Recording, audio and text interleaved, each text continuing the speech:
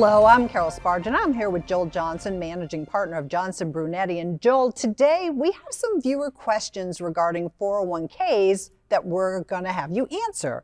Debbie asked, I'm looking to purchase a home and use the 401k money that I received as a beneficiary. I'm going to be 60 years old this August, and I'll be taking a large amount out.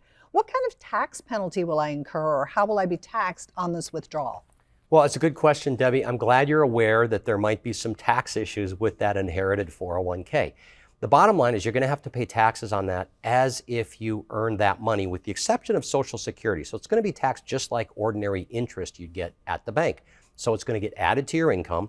It may put you in a higher bracket. Also, you need to take more money out than you want to spend because, for instance, if you want to spend $500,000 on a home, you probably need to take about $800,000 out to have enough money after tax to be able to spend the amount that you want to. Pauline wants to know, I have a 401k retirement in my job. Can I move it into a Roth?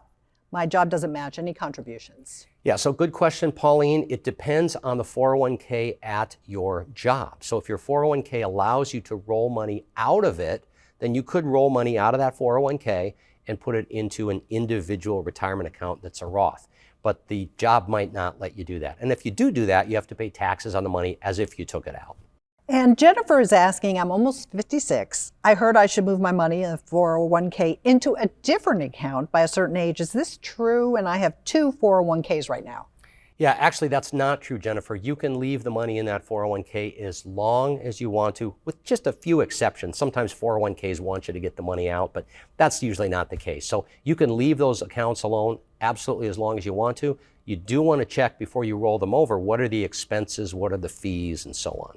And you have a free offer. Yeah, my business partner, Eric Hogarth, wrote a book called The Ultimate 401k Guide, and it answers all the questions that you probably have about 401ks, how to maximize the value of that 401k.